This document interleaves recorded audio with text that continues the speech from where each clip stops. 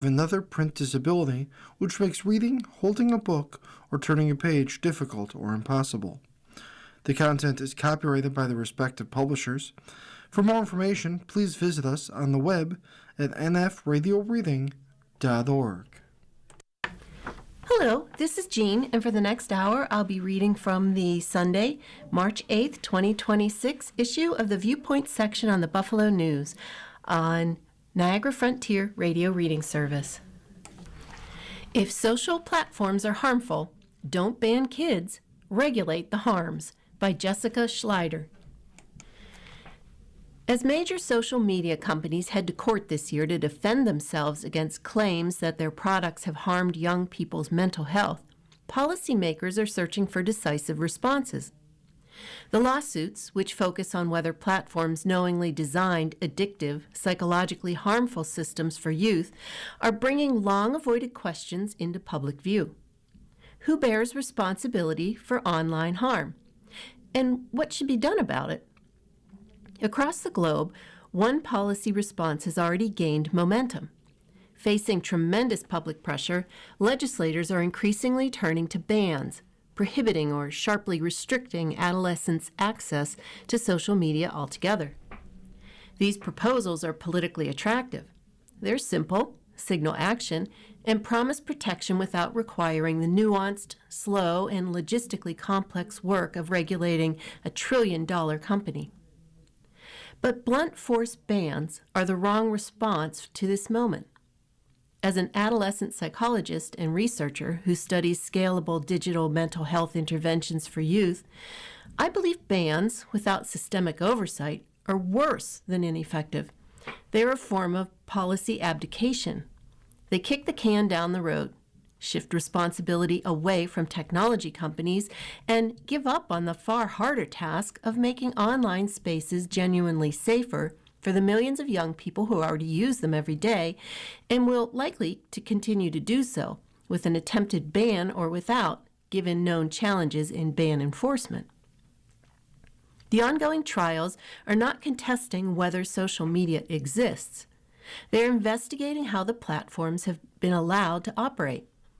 Plaintiffs are arguing that companies knowingly engineered design features that maximize engagement by exploiting young people's psychological vulnerabilities while downplaying or obscuring the risks. That distinction is important. If the platform's safety risks lie in their design, then banning youth access does nothing to fix the underlying problem. Decades of research complicate the popular narrative that social media, in and of itself, is the primary driver of youth mental health crisis. Across large studies, the association between overall time spent on social media and mental health outcomes is often small or inconsistent. What matters far more than screen time alone is what young people encounter online, how content is delivered, and whether platforms are structured to support or undermine users' well-being.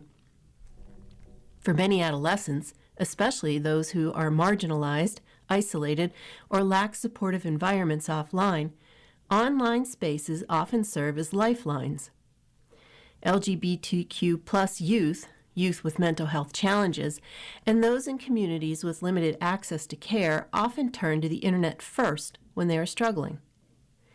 In our lab's work, we have shown that digital tools enabling identity exploration and skill building, and offered to youth freely, anonymously, and via social media platforms, can buffer stress and reduce symptoms among vulnerable teens, with benefits lasting weeks to months later.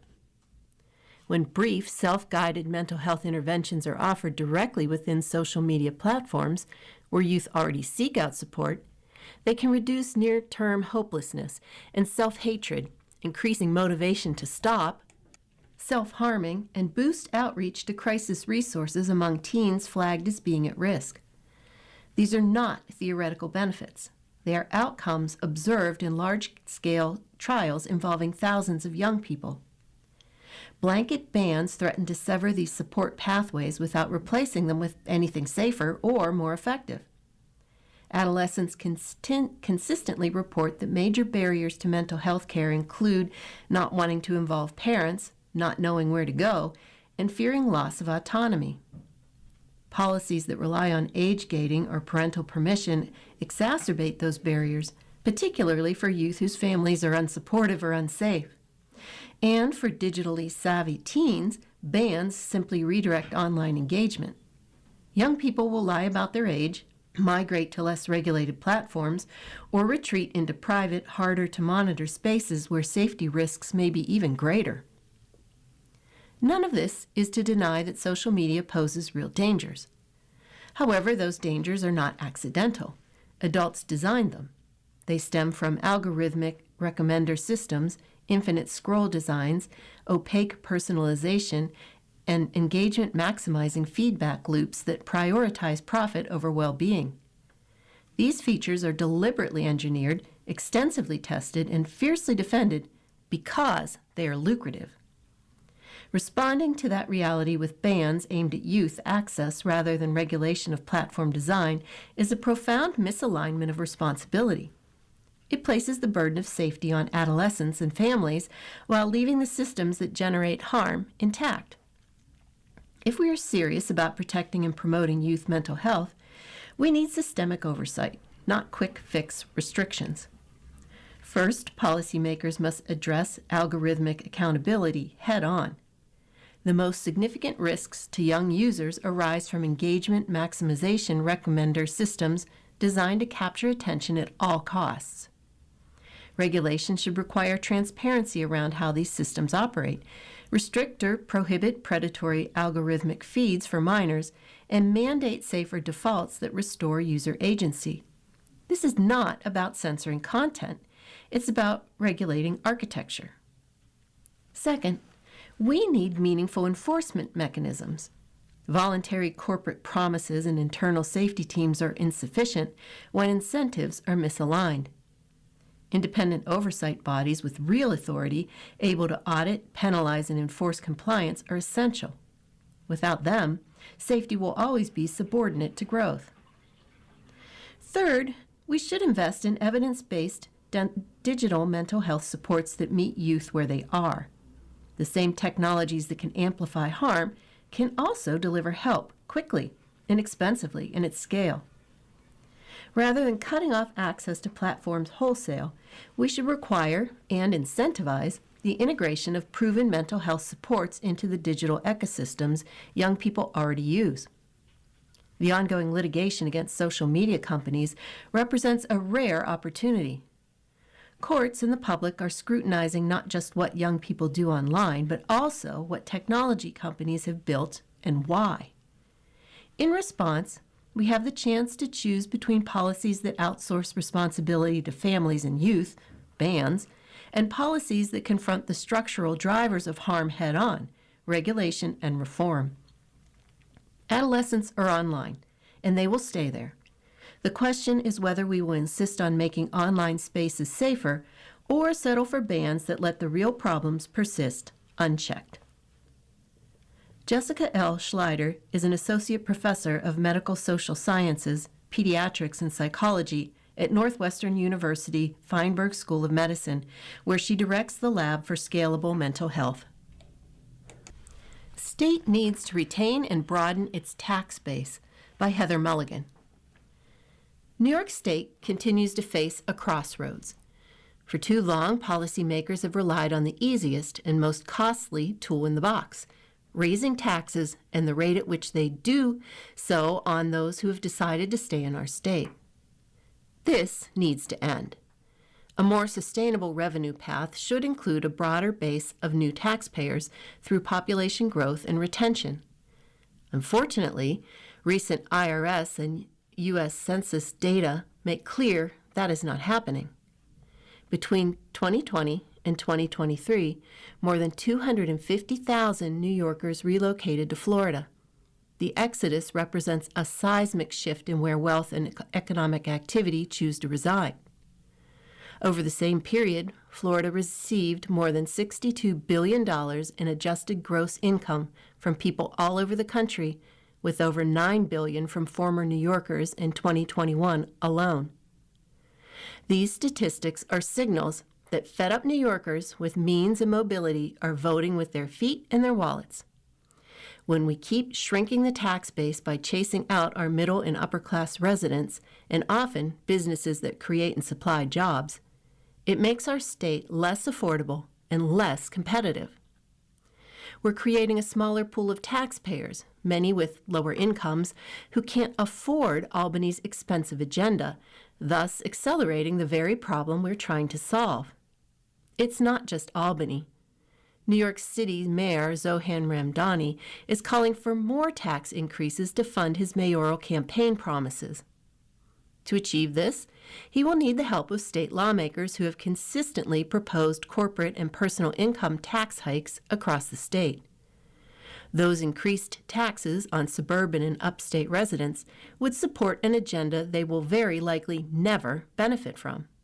We cannot allow more taxes to make up for years of loose spending that created today's affordability crisis. New York's top marginal income tax rates are among the highest in the nation, and despite what the mayor says, corporate taxes are as high as 18% for businesses operating in New York City and the MTA region, the highest in any single jurisdiction in the country. When policymakers continue to treat the same taxpayers as the primary source of revenue, we see the consequences in our population, economy, and employment opportunities. Today, it's an expensive cycle for those who love this state and have chosen to stay. Because when people and their income and business leaders and their jobs leave, the spending and taxation in Albany does not. Lawmakers have a habit of raising taxes to or above prior year's levels despite a continually shrinking pool. States such as Florida are growing their economies by growing their tax base through attracting talent, retirees and entrepreneurs, people who bring their income, spending power, and tax dollars. Their choice of residence isn't just about weather or personal preference, it's a competitive advantage. As the head of New York's statewide Chamber of Commerce, I see and hear every day the ads placed in our state trying to attract businesses and people to Florida. A growing population, stronger economy, and more affordable, broader tax pool don't just expand the state's revenue base and balance budgets, they ease the pressures on middle-income households and lessen the state's risky over-reliance on upper-income earners. A more competitive economic climate creates incentives for growth and greater opportunity, making New York more attractive to current and future residents. More businesses and more workers mean more jobs, more spending, and ultimately more financial stability for essential services like schools, housing, and healthcare. Heather Mulligan is president and CEO of the Business Council of New York State. Editorial: Up in Smoke. States should focus on affordability of clean energy, not weakening climate goals. It's no secret, New York State does not appear to be on a path to hit its benchmark goals as defined by the 2019 Climate Leadership and Community Protection Act. Those goals, among others, include reducing carbon emissions by 40% by 2030. But it's retreating to continue or even heighten reliance on fossil fuels, the wisest reaction to this reality. Is giving up on cap and invest the strongest tool the state has in its emissions reduction arsenal, the right thing to do at this juncture? Is it time to make revisions to the CLCPA, which, as reported by the News' Robert Gavin, Governor Kathy Hochul has signaled as a possibility? These aren't easy questions to answer. But nobody ever said fighting human-created climate change and fending off even worse extreme weather events than we've seen already would be easy. One thing is certain, if affordability and emission reduction are the important goals, renewable energy is cheaper than energy derived from fossil fuels. States that are growing their wind, solar, and storage capacities have typically lower energy costs, as a recent analysis that used government data demonstrated. New York must not lose sight of this, or the fact that some of the reddest states are also the greenest in terms of their energy sourcing. They're following the money. Compounding the difficulty of New York's decarbonization mission are soaring utility bills, especially for natural gas, which has experienced price hikes in the face of intense demand due to freezing winter temperatures. There are also new geopolitical pressures caused by the war in Iran, which is disrupting the supply chain. When he took office for the second time, President Trump was already at war with energy alternatives that would lessen the U.S. dependence on fossil fuels. Nowhere has the president's indifference to affordability shown itself more glaringly than in his attempts to kill cheaper and cleaner energy production in the form of solar, wind, geothermal, and battery storage. You are listening to a reading of articles and features from the Viewpoints section of the Buffalo News on Niagara Frontier Radio Reading Service. New York should not and must not fall in line with the federal government's bizarro world rhetoric, which has been effectively debunked by its own data. But there are indications that the state is using a different set of headwinds to justify slowing down its progress toward net zero. A recent memo from the New York State Energy Research and Development Authority seems to place a major stumbling block in the way of climate targets. According to the New York State Energy Research and Development Authority, implementing Cap and Invest, the Clean Air Initiative, which would essentially force greenhouse gas emitters to pay for carbon allowances, thus helping to fund the transition to clean energy, could cost the average homeowner anywhere from $2,400 to $4,100 as the emitters pass on their costs to consumers. Environmental advocates, as well as legislators, have pushed back on these numbers, asserting that they do not take into account customer rebates and other savings related to the adoption of clean energy. Senate Environmental Conservation Chair Peter Harcum, Democrat, South Salem, makes a viable point about high utility rates. The high prices are due to natural gas, not our transition to renewables, so why on earth would we double down on the thing that's already raising prices? The governor's office and the New York State Clean Air and Conservation will need to be flexible with any proposed revisions because they're facing strong opposition from both the courts and from the state legislature, which must approve any changes. A hostile standoff won't help the ratepayers of New York or the state's climate goals. If the original deadlines of the CLCPA cannot be met, most advocates insist that this problem can be addressed without drastic changes in the law. As Harcum stated, it's certainly no reason to give the fossil fuel industry what it clearly wants, continued dominance for the foreseeable future, along with continued harmful emissions. New Yorkers deserve cleaner, healthier air. State leaders should unleash their powers of consensus building to make sure that happens. Another voice. Plug-in solar can lower costs in New York, by Lynn Saxton.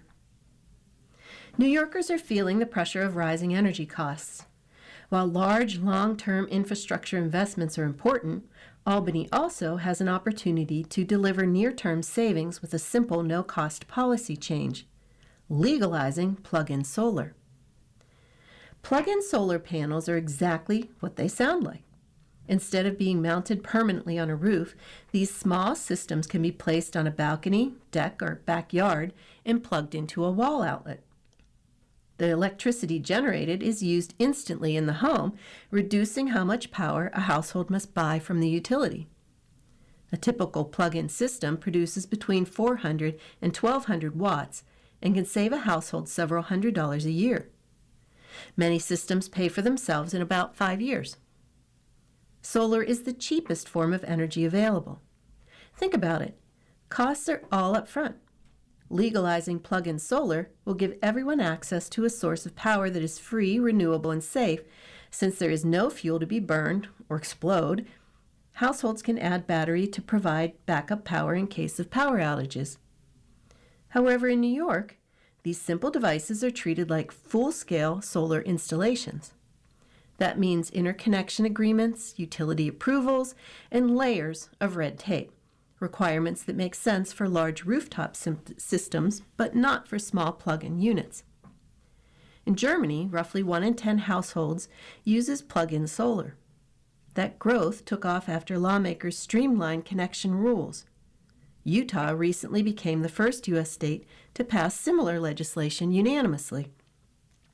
New York now has the chance to lead.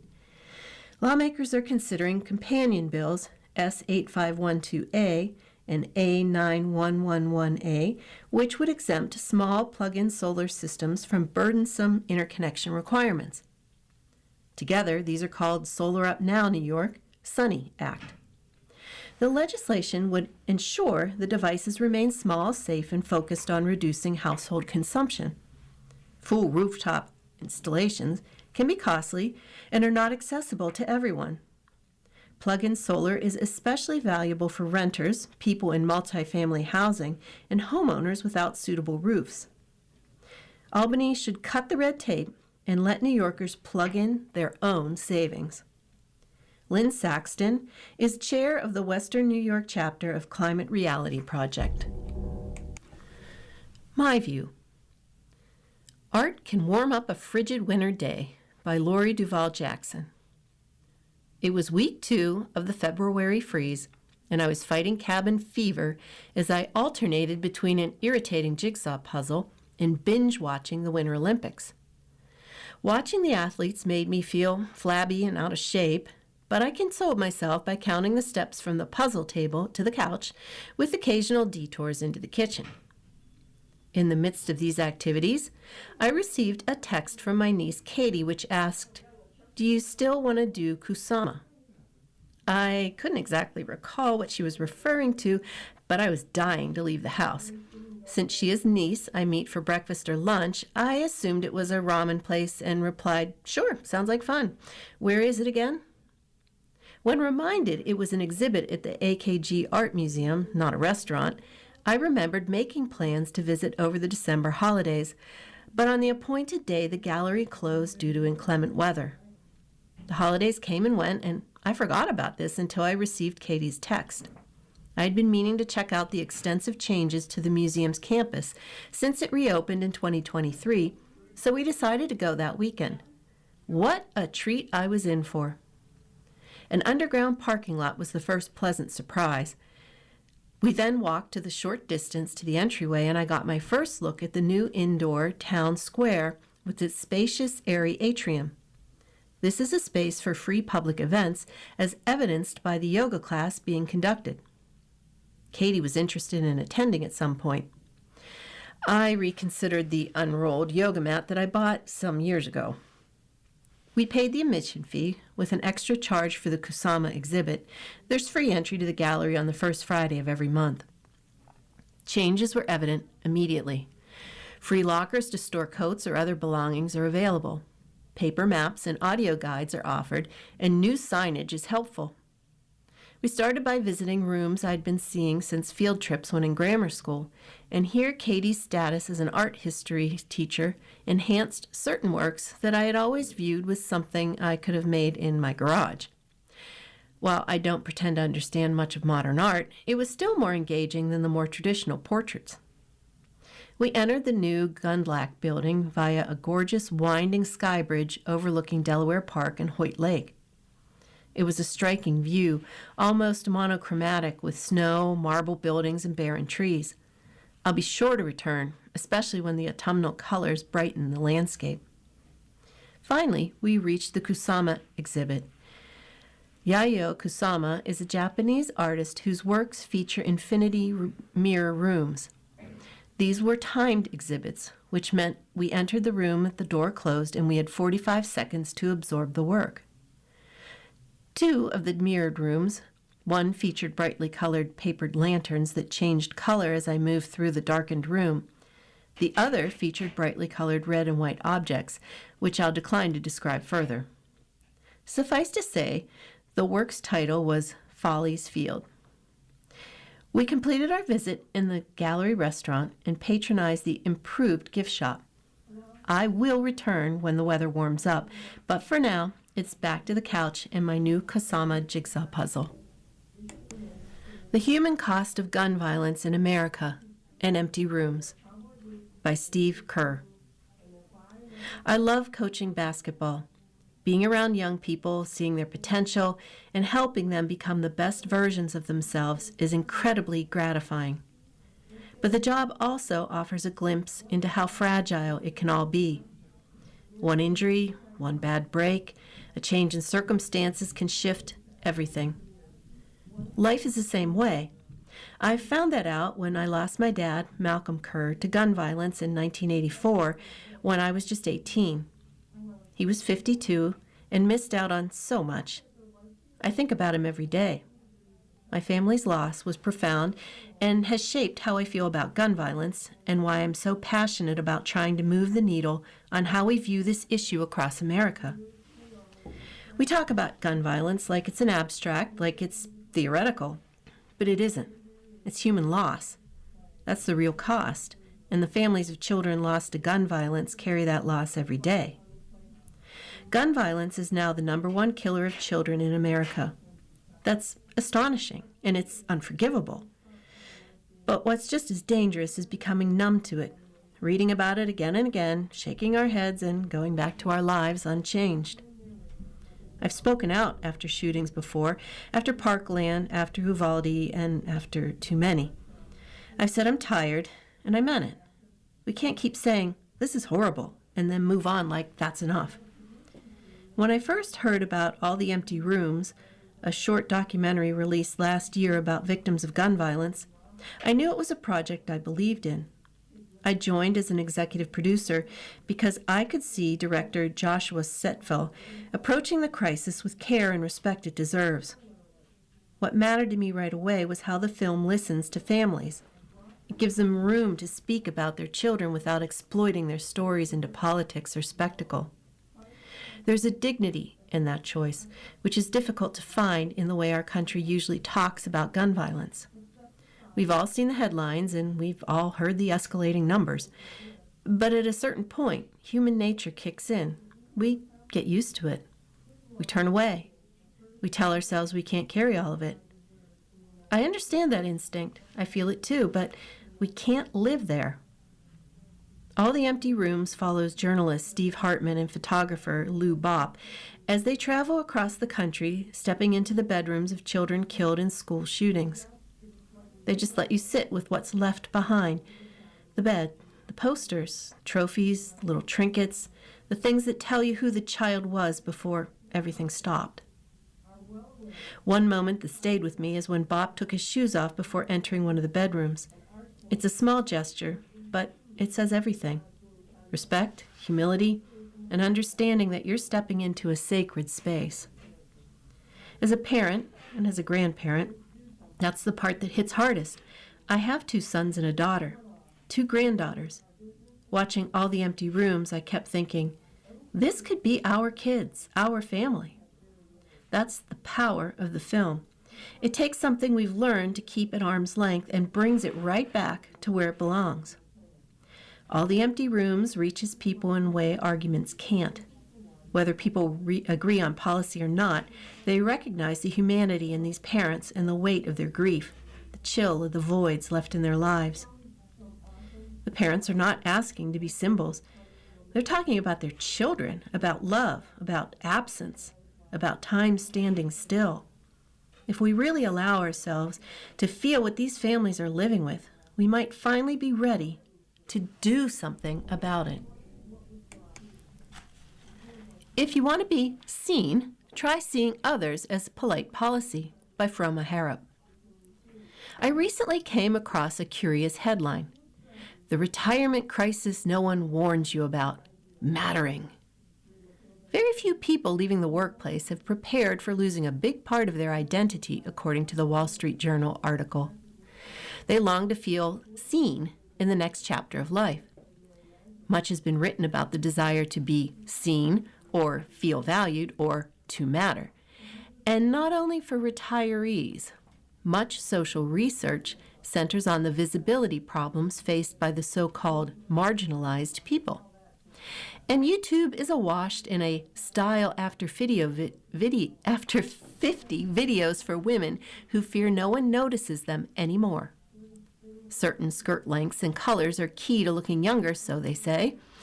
The piece about mattering in retirement centers on a couple, former medical school dean and his college-employed wife. They retired and moved to their new home in Sarasota, Florida, only to find little demand for their talents. The doctor, for example, tried but failed to get a position teaching biology. Nearly a third of retirees report depressive symptoms, one study found. Another points to a likely driver. Many retirees feel less valued, needed, or connected. In a culture that can feel relentlessly impersonal, it's common to feel overlooked. Still, remedies exist. First on the list, if you want to be seen, see others. And not just people you want to impress, but the cashier at the big box store, the mail person, and the guy who delivers pizza. I would venture that many who feel unseen treat these service workers like inanimate objects. They barely look at them, much less smile and say hello and then thank you. If you're not seeing them, why should they look back? Lack of recognition isn't just impolite, it reflects a lack of respect. Doesn't matter if you never encounter them again, but if you do, so much the better. You've made human contact that can spark again and again. I once spent time in a hospital where most of the patients were American-born and most of the staff were immigrants. When I first went over my meals with the dietitian from Ecuador, she kept her distance, perhaps because experience had taught her to expect condescension. I asked where she was from as a matter of curiosity, and we took the conversation from there. We both warmed up, and I was treated to daily smiles in what can be a lonely place. She appreciated being treated with respect. I got as many fig Newtons as I wanted. Nowadays, people who do most of their socializing online can lose the habit of seeing the flesh and blood person right in front of them. They breeze past those they deem lower in social or occupational rank, people who offer no advantage, failing to recognize the inherent worth of anyone who doesn't matter in the power hierarchy. Yet the simple fact that they show up for us should make them special. Another factor for the couple profiled and for many other retirees is relocation. They leave behind the social network built over years and land in a new place where they must start from scratch. They had friends and family back home, plus all the small familiar ties that make a place feel like yours. The mechanic who fixed the car, the waitress who served waffles, the dentist they'd seen for decades. When I lived in Italy, I learned that one didn't walk into a shop without saying good morning and making eye contact with the proprietor or assistant. There's no ignoring that shopkeeper's humanity, and the warmth was returned. So, if you want to be seen, try seeing others. You are listening to a reading of articles and features from the Viewpoints section of the Buffalo News on the Niagara Frontier Radio Reading Service. Buffalo Next, your guide to a changing Buffalo Niagara economy. Real estate, rent or buy? Decision has become less obvious here, by David Robinson. For the longest time, Buffalo Niagara's relatively low housing prices made choosing between renting or buying a home pretty straightforward.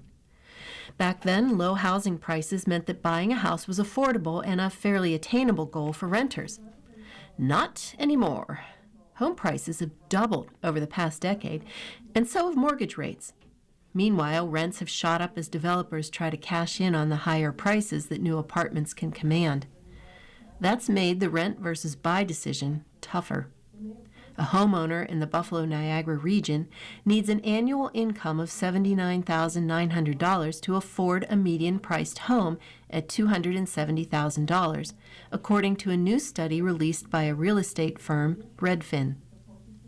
In contrast, a renter needs to earn $54,660 a year to be able to afford an apartment with the region's median monthly rent of $1,367.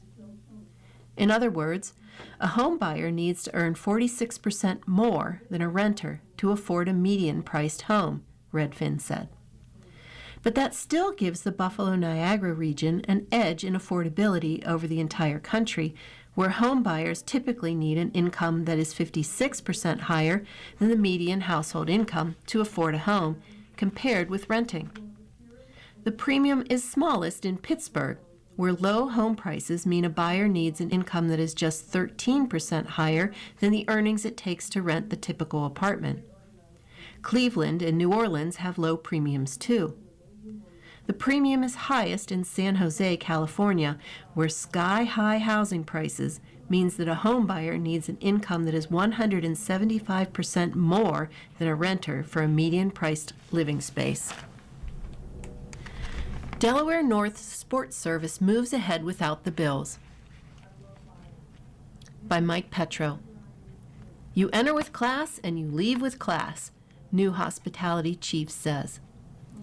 Never say never when it comes to Delaware North working with the Buffalo Bills at their new stadium. The Buffalo headquartered hospitality and food service management company has a new leader of sports service who's not ruling out the potential for Delaware North to one day again serve as the Bills' concessionaire. But that opportunity might not come around for many years. Last month, longtime Delaware North executive and Buffalo native Tom Barney was named the new president of hospitality and retail, the company's flagship division. Barney enters a position where he'll oversee massive operations spanning 50 locations and all major professional sports leagues. But that no longer includes what was a valuable commodity for the company, the football stadium of its hometown team. It won't make or break Delaware North, but it's certainly a big hit to the company's psyche. When the $2.2 billion new Highmark Stadium opens later this year, Legends Hospitality is taking over the food and beverage program after Delaware North lost a bid to remain as the concessionaire, a role the company had served since 1992. Legends Global, which is heavily involved in new stadium construction and sales, took over the team's retail operations.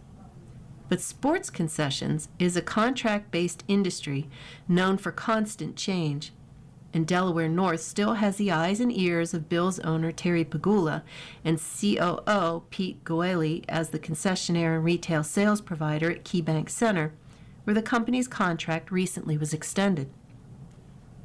While exact term length for the deal between the Bills and Legends was not publicly disclosed, it was described by the team as a long-term contract.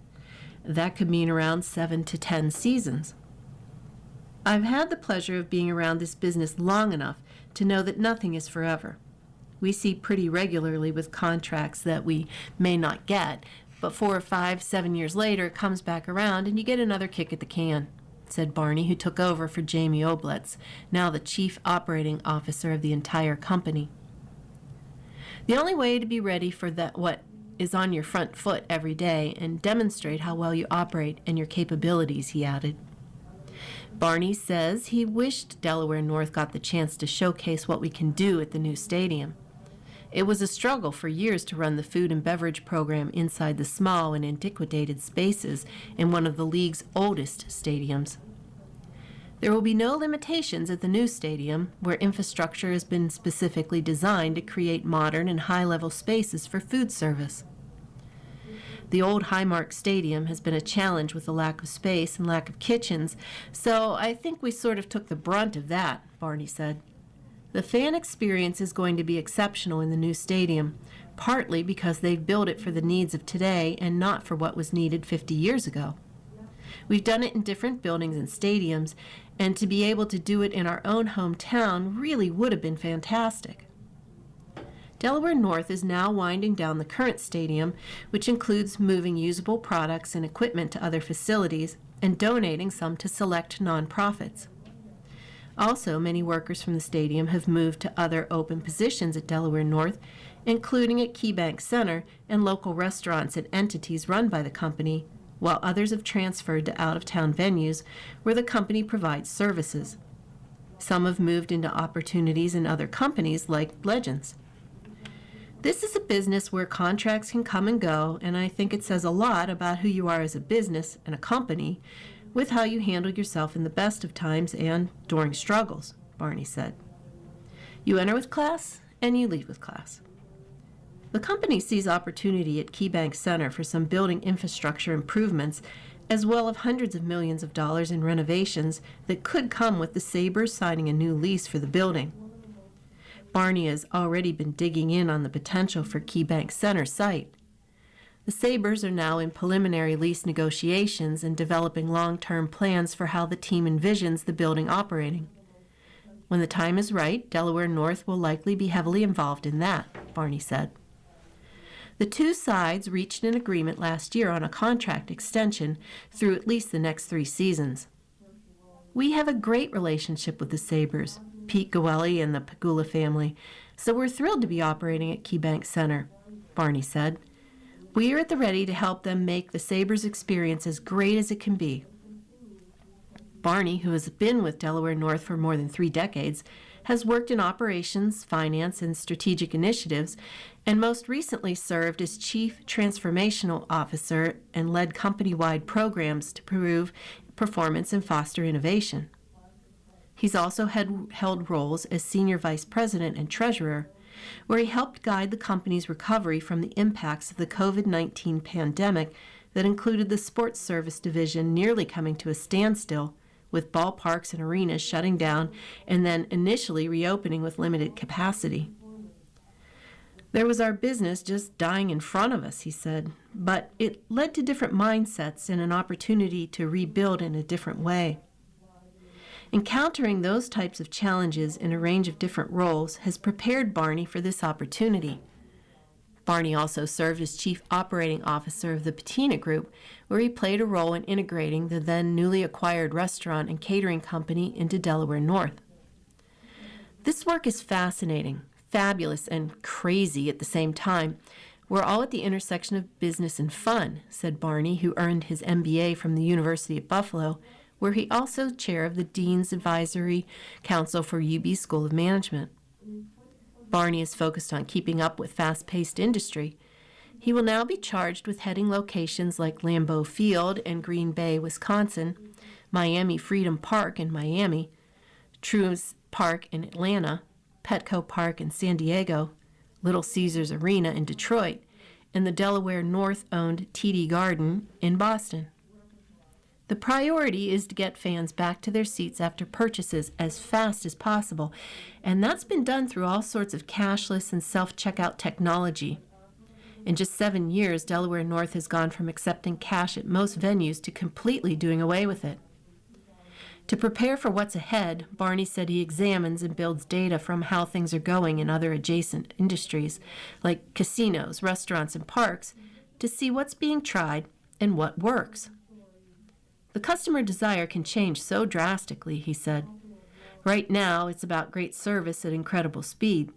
We continue to experiment with swapping this system for that system to get exactly what people want.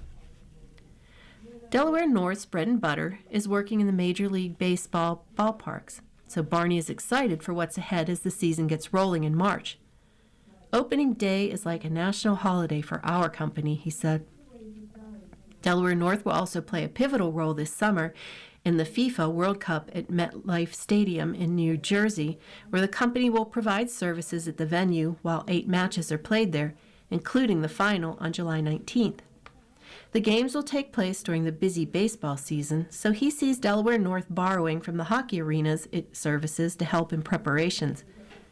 It's going to be bonkers, Barney said.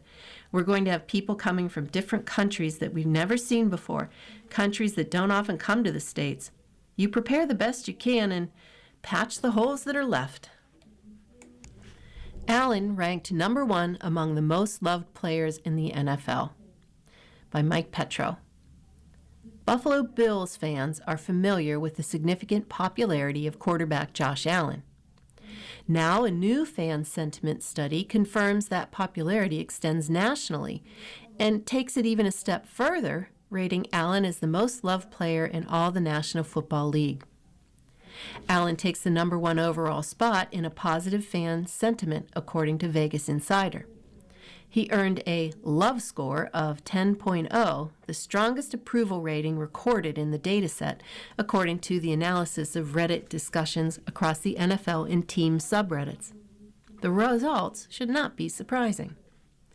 Allen's marketability has already skyrocketed over the past year, with a number of additional sponsorship deals to back national and global brands since being named the league's 2024 Most Valuable Player. He also topped the list for NFL jersey sales during the 2025, the second time that's happened after having the top-selling jersey of the 2022 season. For a city that has embraced his emotional, physical style since day one, The ranking suggests Buffalo's franchise quarterback has built admiration well beyond Western New York, according to the report. According to the data, Allen remains one of the league's most discussed players and leads all quarterbacks in overall sustained praise in national debate by sports fans and pundits. The report suggests it is not only about Allen's play, but also his presence. Allen is well known for his size, strength, and big arm and ability to leap, stiff arm, or run through defenders to drive the field and score touchdowns. Fans praise Allen's competitiveness, risk-taking playing style, visible emotion, sideline energy, public accountability after losses, team-first mentality, and authentic personality, according to the study. Allen was emotional and accepted blame after the Bills' 33-30 overtime loss at the Denver Broncos during the AFC Divisional Round playoffs. He accounted for 4 turnovers that game, but also led the team's comeback to force overtime. Allen took the top spot in jersey sales, beating out New England Patriots quarterback Drake May, who helped his team advance to the Super Bowl. You are listening to a reading of articles and features from the Viewpoints section of the Buffalo News on Niagara Frontier Radio Reading Service. What helped the boost in sales from the team's 3rd jersey sales? Allen's Nike Rivalries Whiteout Limited Edition jersey finished as the NFL's top-selling product for the 2025 season. The Bills' quarterback didn't even crack the top 10 in jersey sales in 2023 and 2024 after having the top-selling jersey in 2022. The sale of Allen products helped the Bills rake in record sales this past season at the Bills store and in-stadium retail. It was already a boon for the team to have a well-known quarterback, but when Allen won MVP, it elevated things even further, allowing the team to sell all kinds of Allen merchandise, including an MVP retail line with an assortment of products.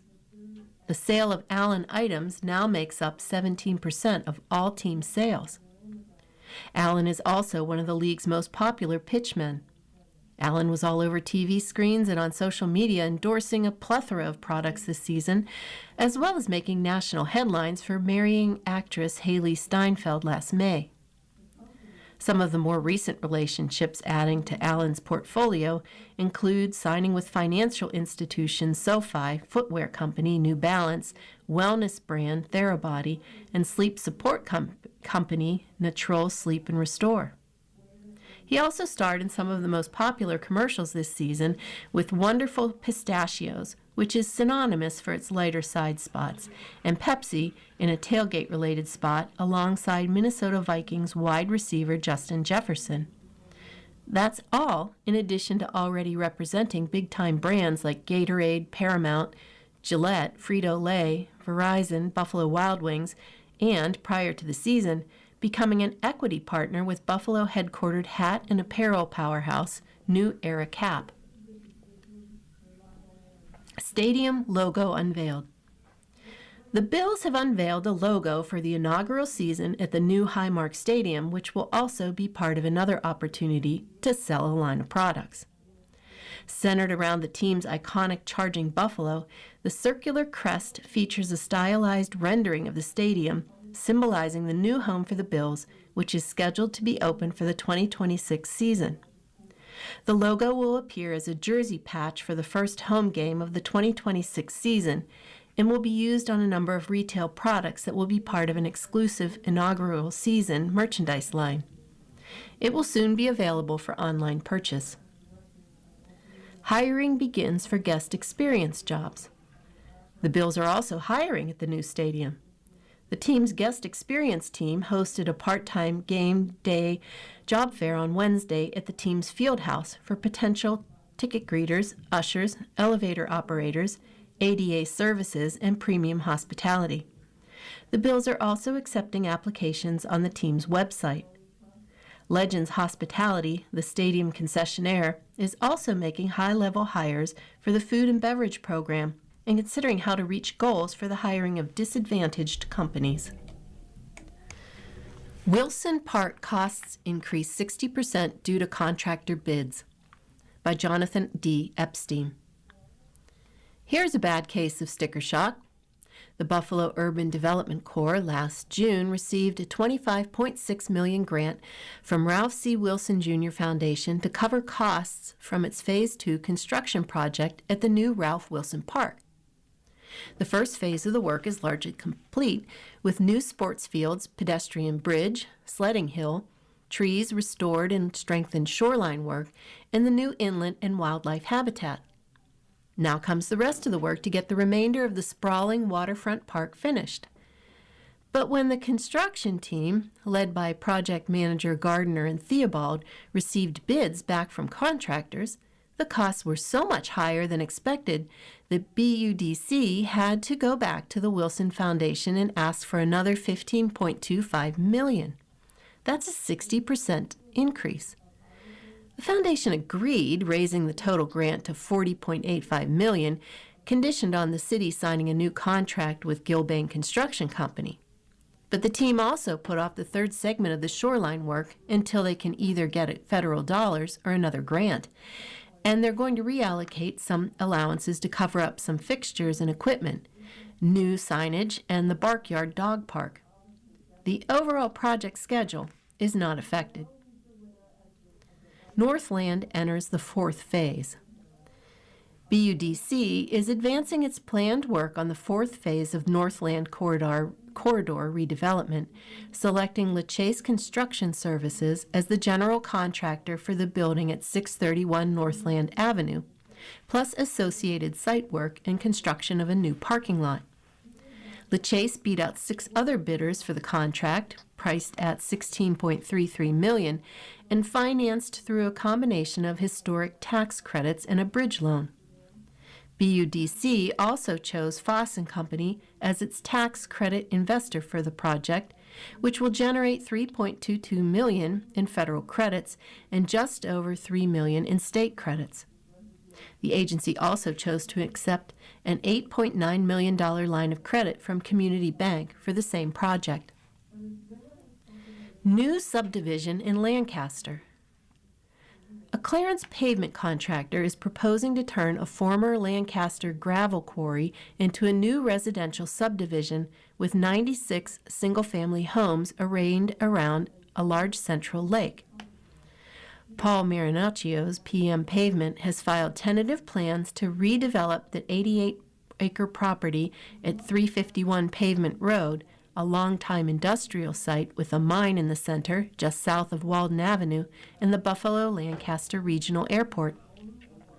According to the plans by civil engineer Douglas Eldred, Marinaccio would construct a road that extends east from Pavement onto the site along the northern edge and then loops back around to Pavement with 2 other roads bisecting it, along with 2 cul-de-sacs. The home lots, ranging in size from 0.4 to 0.7 acres, would line the streets, plus sidewalks and walking paths. A beach and pavilion would sit on one end of the 16.7-acre lake. Marinaccio has owned the property since 2011 after purchasing it from Lafarge Corporation, which bought it in 2001. It had previously been owned for nearly 50 years by Pine Hill Concrete Mix. Marinaccio is seeking a rezoning of the property from industrial to residential, as well as a subdivision and site plan approval. Chautauqua Solar Project receives tax breaks. A New York City-based solar developer was approved last week for $105,000 in tax breaks to support construction of a new $6.1 million community solar array in the Chautauqua County town of Sheridan. RIC Development, owned by Renewable Investment Corporation, plans to construct a 3-megawatt solar electrical generation facility using 17.7 acres of a 34-acre parcel at 2979 Middle Road, just outside Dunkirk.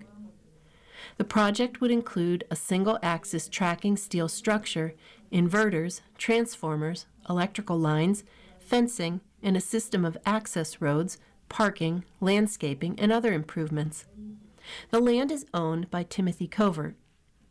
Costs for the Sheridan 2 PV project include $1.71 million for construction, $1.53 million for infrastructure work, $2.15 million for equipment, $525,420 for site work, and over $200,000 in professional fees. RIC has already spent nearly $550,000 for wetlands and environmental studies, engineering and design work, permits, and other tasks. The company would pay for the project with a $5.51 million mortgage and $612,589 in equity. The Chautauqua County Industrial Development Agency approved $46,237 in sales tax breaks and $68,916 in mortgage recording tax relief, along with a 25-year payment in lieu of taxes on the property designed to provide certainty to the lender. The unusual pilot, however, saves the project money through the first 11 years, so RIC would actually lose $10,231 on its property taxes if it continues with it through the full term. Construction is slated to begin this year, and the start of commercial operations in the first quarter of 2027. Handling with Care by Kimberly Palmer. When Beth Pinsker's mother became too ill to manage her own finances, she and her brother stepped in to pay bills and monitor accounts on her behalf. As a financial journalist and certified public planner, Pinsker figured she was well prepared for the task. It turned out to be much more complicated than she anticipated. Her subsequent book, My Mother's Money, A Guide to Financial Caregiving, documents her challenge and shares advice for others. You hit a certain age in life and you become a caregiver, and nobody prepares you for it, Pinsker says. Taking over the entire financial existence of another human being is complicated and time-consuming, she adds, and many of us will probably need to do it at some point. In 2024, a NerdWallet survey found that 55% of Americans were either currently or plan to assist their parents financially, whether that meant paying for things, managing their money, or both. Be mentally prepared to help aging relatives. It's 100% going to happen to you, Pinsker says, referring to financial caregiving. You might be the caregiver to a parent, or you might need financial caregiving yourself. Nobody escapes this. It's a freight train coming for everybody. While we can't avoid it, we can prepare for it by making room in our lives to take on the task when it becomes necessary. This is not a task you can hire out. This financial stuff gets done by the next closest family member, Pinsker says. Starting these less than comfortable conversations early is important, Pinsker says. Ask aging parents if they have estate planning documents in place, and take time to understand their financial wishes and end-of-life care preferences. When you know what your parents want, you don't have to guess under time pressure when you're suddenly being asked for answers at the hospital, she adds. If you do not have access to a person's phone, you have a problem, Pinsker says. You'll likely need to be able to manage many of their accounts and any important digital assets after they die. In addition, you should know how to access their passwords for important accounts, she says. Many companies, such as Apple, Google, and Facebook, allow users to set up legacy contact, an approved person who can take over a person's accounts after they die. Helping your parents set that up can make it easier for you and gain access when needed. Pinsker had to file her mom's tax reforms with the IRS and contact Social Security Administration because her mom's final check never arrived after she died. I'd never heard of that happening. It's not something that comes up until it happens to you. Knowing her mom wanted the money she was owed, Pinsker tracked down that last check, which turned out to be harder than it sounds. I'm a CFP and I could not fill out that form or find the correct mailing address, she added. After extended online search, Pinsker completed the form and found a working address. 3 months later, the final check arrived. You've been listening to a reading of articles and features from the Sunday, March 8th, 2026 issue of the Viewpoints section of Buffalo News. We read from the Viewpoints section of the Buffalo News every Sunday at 6 p.m. Your reader has been Jean. Thank you for listening. Coming up next in the Niagara Frontier Radio Reading Service, we have the National Enquirer. At 8 p.m., we have People Magazine.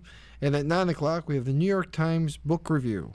Stay tuned for these readings and more. And if you have any comments, suggestions, or questions, please stay with us.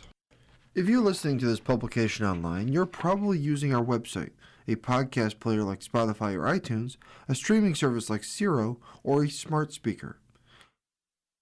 The following program is intended for listeners who are blind, have low vision, or have another print disability, which